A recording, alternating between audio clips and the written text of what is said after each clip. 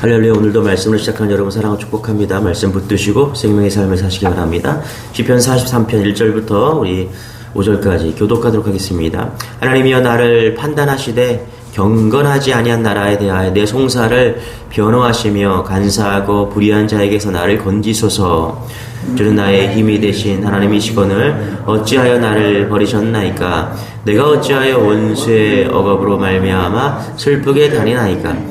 주의 빛과 주의 진리를 보내시어 나를 인도하시고 주의 거룩한 산과 주께서 계시는 곳에 이르게 하소서. 하나님의 제단에 나아가 나의 큰 기쁨에 하나님께 이르리이다. 하나님이여 나의 하나님이여 내가 수금으로 주를 찬양하리이다. 같이 시작. 내 영혼아 내가 어찌하여 낙심하며 어찌하여 내 속에서 불안해하는가. 너는 하나님께 소망을 둬라. 그가 나타나 도우심으로 말미암아 내 하나님을 여전히 찬송하리로다. 아멘. 자, 오늘 보면 악인이 나오죠.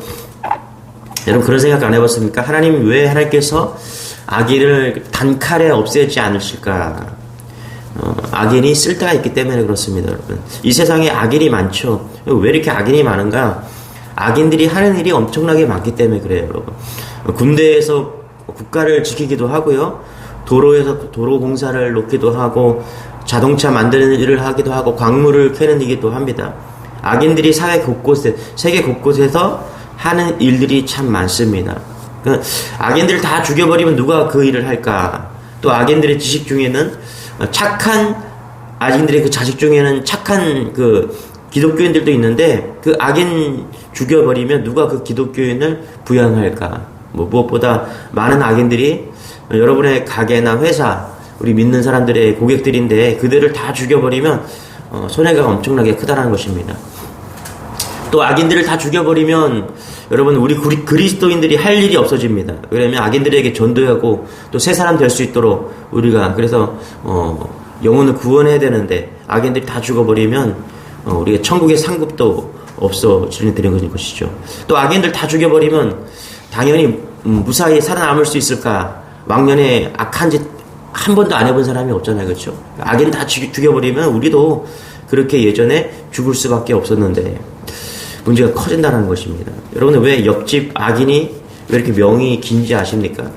오늘 시편 43장에 등장한 악인도 마찬가지라고 생각합니다. 이 악인으로 인해서 오늘 시편 저자는 하나님을 더욱 갈망하게 됩니다. 하나님을 더욱 갈망하게 되었다. 여러분 그게 복이라는 거예요.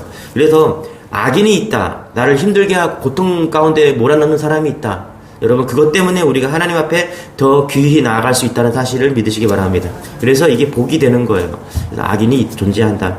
42편부터 43편은 이제 시편이 제2권이 시작된다. 이렇게 시작되면서 이야기하는데 사실 42편과 43편은 거의 비슷한 내용입니다.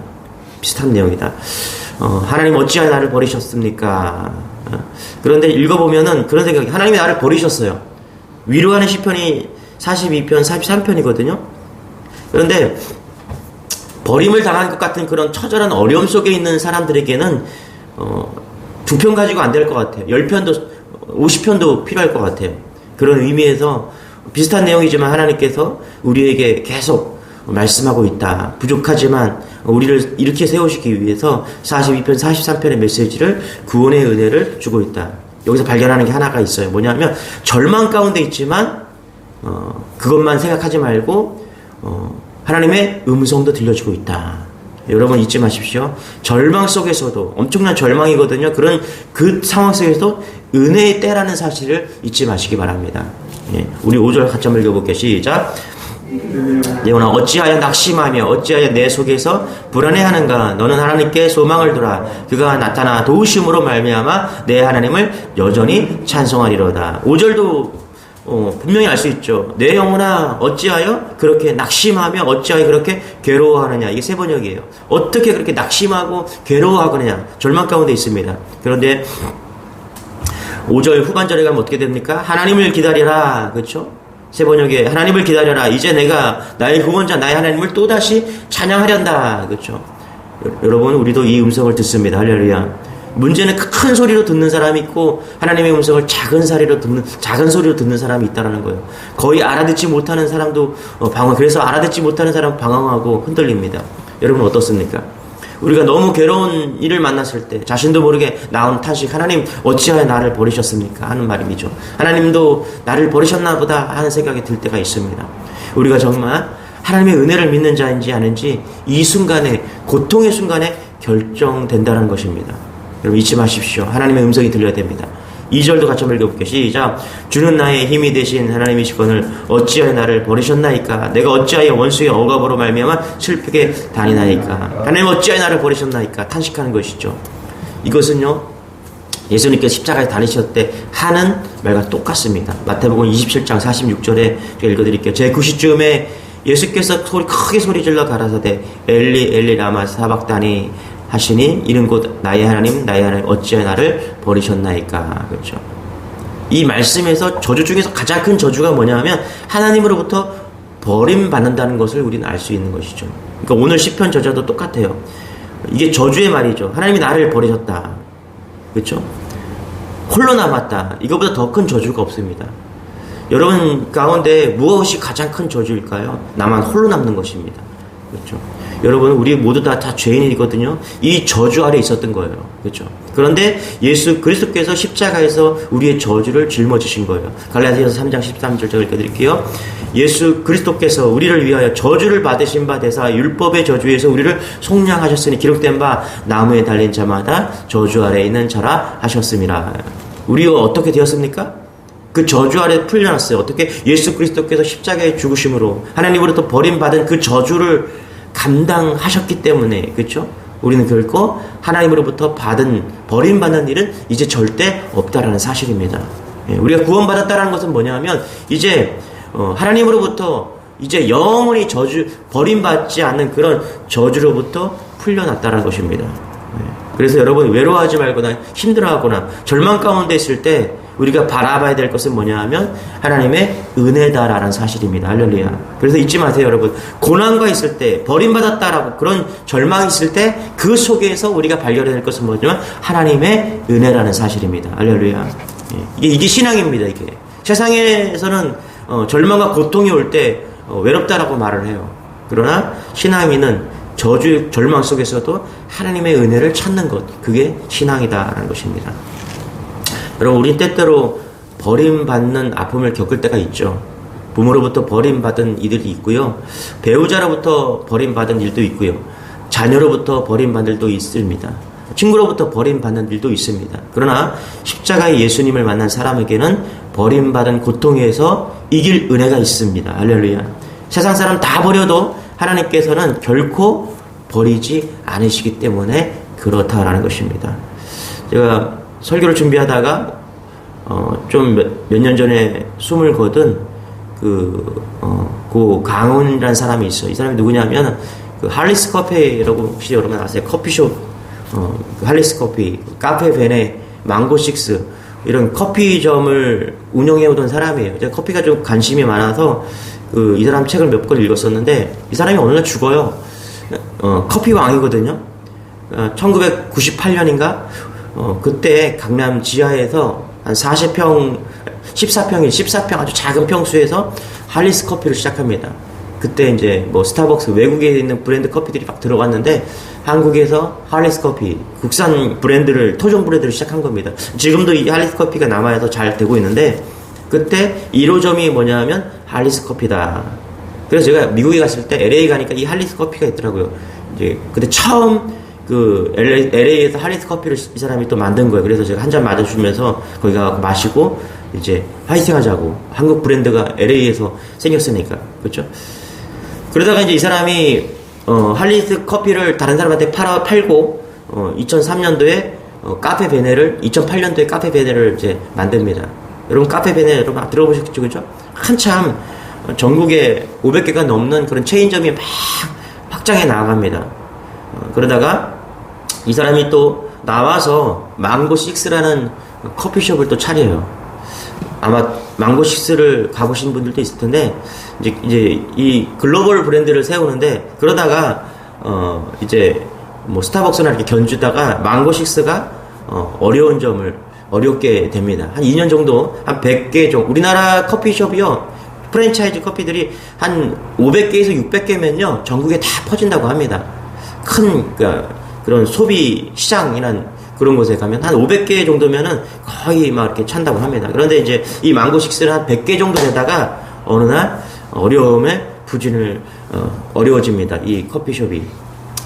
그러다가 어느 날 이제 강은이라는 사람이 죽게 됩니다. 아마 자살을 한 것 같아요. 그 동생이 이런 말을 했어요. 무슨 말을 했냐면, 우리 형은 돈 때문에 죽을 사람이 아닙니다. 그런 얘기를 해요. 그런데 사람들의 배신으로 인해서 목숨을 끊은 것 같습니다. 사업이 잘 되지 않자 많은 사람들에게 좀 도움을 요청했는데, 왜냐하면 자신이 해온 게 있기 때문에 도움을 줄 줄 알았다는 거예요. 사업이 잘 될 때는 너나 나나 다들 와서 잘해보자고 하더니 사업이 어려워지니까 다 떠났다는 것입니다. 그러면서 이제 배신으로 인해서 목숨을 끊었다. 이렇게 그 동생이 그런 얘기를 합니다. 여러분, 우리가 받은 은혜는요, 하나님께서 결코 버리지 않는다는 사실을 잊지 않는 여러분 되시길 바랍니다. 이게 엄청난 사랑이에요. 하나님께서 우리에게 주신 은혜가 있죠. 그리고 하나님께서 그 은혜를 결코 버리지 않는다는 사실이에요. 여러분 믿으십니까? 이게 엄청난 사실이에요. 인간은요, 은혜를 주고요, 은혜를 끼쳐도 돌아서는 게 인간이에요. 어떤 남편이 장애를 얻었어요. 장애를 얻었는데, 제가 그 사람을 만났는데 너무 멋진 사람이에요. 그런데 어느 날 교통사고로 하반신이 마비가 됐어요. 너무 행복한 가정이 있어요. 자녀도 있었어요. 딸도 있었고, 아름다운 아주 이쁜 딸이 있었어요. 그런데 2년 만에 그 아내가 떠나갔어요. 아내는 떠나가고 싶지 않았는데 그 아내의 가족이 와서 그 아내를 부모가 끌고 가다시피 데려갔다라는 거예요. 그래서 그 남자가 죽으려고 계속 술을 먹고 그냥 칼을 갈고 그러는 거예요. 언젠가는 내가 죽기 전에 그 집을 찾아가서 다 죽여버리겠다고. 그래서 분노에 차있어갖고 목사를 부른 거예요. 그래서 가보니까 집에 막 술 냄새가 나고 막 다 때려 부수고 막 그런 상황인 거예요. 얼마나 분노가 가는지. 그러면서 하는 얘기가 뭐냐면, 자기 아내가 자기를 얼마나 내가 자기를 얼마나 사랑해줬고 얼마나 진짜 사랑했는지. 근데 그 사람이 절망 가운데 있는 것은 뭐냐면, 자기 다리가 마비가 돼서 이제 못 쓰게 됐다는, 그게 절망이 아니라 사랑하는 아내가 자기를 떠났다는 그 배신감에 자기의 인생을 한탄하고 있었다는 거예요. 여러분, 하나님이 정말 좋으신 것은요, 하나님은 우리에게 주신 그 은혜만큼 여전히 사랑하고 있다는 게 사실입니다. 이것을 우리는 임마누엘이신 하나님이시다. 할렐루야. 그래서 변함없으신 그 하나님을 바라보는 거예요. 어떠한 상황이 와도, 어떠한 절망이 있다고 해도 여러분, 하나님은 우리를 버리시지 않으십니다. 여러분, 시편 기자는 지금 큰 어려움에 처해 있는 것만 아닙니다. 그러나 하나님의 크신 은혜 안에도 있음을 깨달아야 되는 거예요. 예. 우리가 어려움을 만나고 힘겨움을 만날 때 모든 사람이 하나님을 찾는 것은 아닙니다. 어려움을 당할 때마다 하나님을 향해서 갈급해하는 것이 아니에요. 어려운 일이 생겼기에 믿음을 잃어버리기도 합니다. 두려워서 허우적대기도 하고요, 아무런 도움이 안 되는 이들을 막 찾아다니기도 합니다. 마음이 강팍해지는 사람도 많습니다. 그러나 잊지 말아야 될 것은 뭐냐면, 고난의 현장에 어려움만 있는 것이 아니라 하나님의 은혜도 여전히 함께 한다는 사실입니다. 할렐루야. 예수님의 이름은 자기의 백성을 죄에서 구원할 자이다. 이게 예수의 이름이, 예수가 가지고 있는 뜻이에요. 그러나 또 하나의 이름이 있죠. 임마누엘. 왜 임마누엘 이름을 주셨습니까? 하나님이 우리와 함께 하신다는 거예요. 예, 영원히 함께 하신다는 사실입니다. 그래서 이것을 믿는 여러분 되시길 바랍니다. 1절입니다. 같이 한번 시작. 하나님이여, 나를 판단하시되 경건하지 아니한 나라에 내 송사를 변호하시며 간사하고 불의한 자에게 나를 건지소서. 주님, 저를 변호해 주십시오. 주님, 저를 구해 주십시오. 여러분, 우리도 이런 때가 올 때를 대비해야 됩니다. 사람들에게 버림받는다고 느낄 때가 옵니다. 외로울 때가 옵니다. 인생은 반드시. 그것이 살았을 때도 있고 죽음에 맞이한 그 순간일 때도 있습니다. 절망이라고 느끼는 순간이 반드시 옵니다. 그때 어떻게 하겠습니까? 임마누엘이신 예수님을 알지 못하면 그때를 견뎌낼 수 없다는 것입니다. 예, 우리가 믿는 예수님 임마누엘 대신 예수님이시다. 할렐루야. 여러분, 우리가 절망적인 상황이 오면 가장 알고 싶은 것이 무엇이냐? 하나님이 함께 하시는 것 아니겠습니까? 우리가 죽음의 문제 앞에서 우리가 진짜 알고 싶은 것이 뭐냐 하면 하나님이 나와 함께 하시는가, 나와 영원히 함께 하시는가, 그것이 알고 싶으시는 것이죠. 그래서 여러분, 우리가 오늘도 왜 우리가 예배하니까, 오늘도 왜 예배를 하러 시작하고 우리는 그렇게 많은 예배를 드립니까? 다른 게 아니에요. 임마누엘이신 그 예수를 우리가 오늘도 동행하는 것을 우리는 시인하게 되는 거예요. 오늘도 내가 주님과 동행합니다. 내가 오늘도 믿음으로 삽니다. 이런 사람은요, 마지막 날이 와도요, 흔들리지 않을 것입니다. 아무리 절망적인 상황이 와도 이겨낼 것입니다. 그래서 오늘 예배하는 것은요, 그 절망적인 상황 속에서 우리는 믿음으로 이기는 연습을 하는 것입니다. 실전처럼 연습하는 거예요.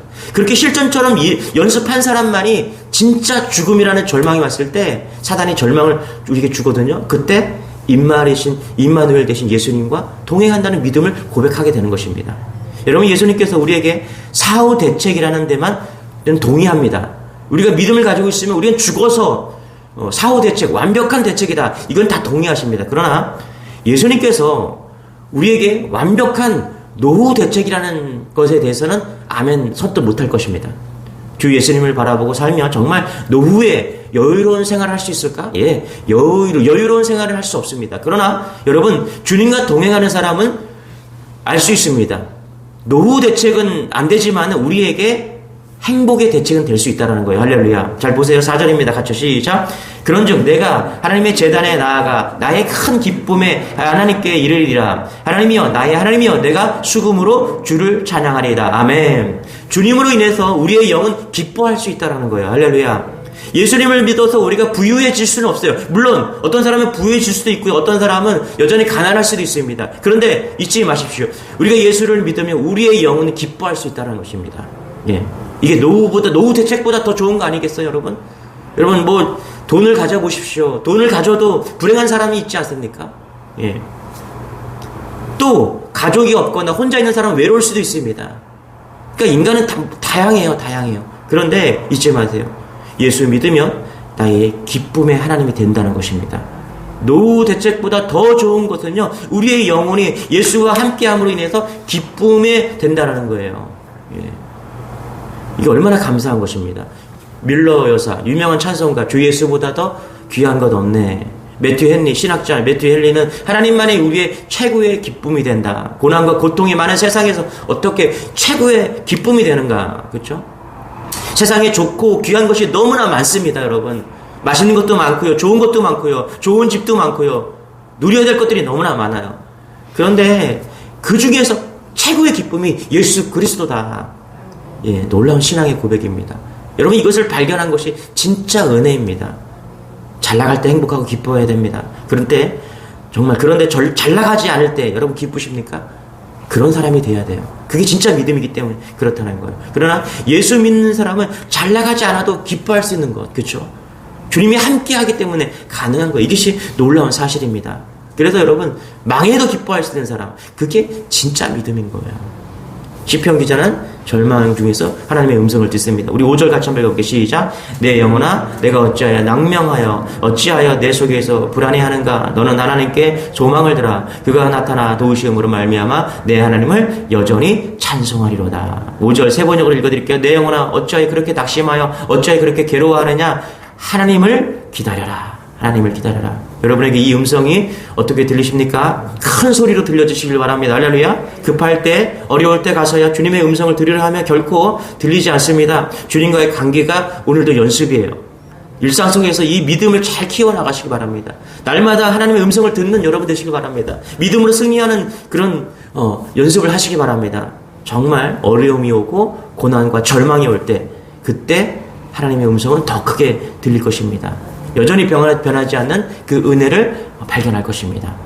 그런 하루가 되기를 소망합니다. 기도하겠습니다. 하나님, 그렇습니다. 오늘 시편 기자는 절망 가운데 있지만 절망만을 바라보지 않고 하나님의 은혜를 바라봅니다. 그래요. 주님, 하나님, 아무리 절망스러운 순간이 오더라도 여전히 주님은 우리와 동행하시고 여전히 그 절망 속에서도 하나님의 은혜는 존재하고 있다는 사실을 고백합니다. 주님, 우리 주님의 교회 모든 성도들이, 이 새벽에 나와 예배하는 모든 성도들이 이런 은혜 고백의 신앙이 될 수 있도록 역사하여 주옵소서. 오늘도 하나님 절망 가운데, 고난 가운데, 낙심 가운데서도 하나님을 여전히 기다리고 동행하는 그런 믿음으로 승리할 수 있도록 우리를 붙잡아 주옵소서. 감사드리며 예수님의 이름으로 기도드리옵나이다. 아멘. 우리 시편 43편 붙잡고 우리 기도하기를 원합니다. 주여 한번 해주 기도하겠습니다. 주여, 주님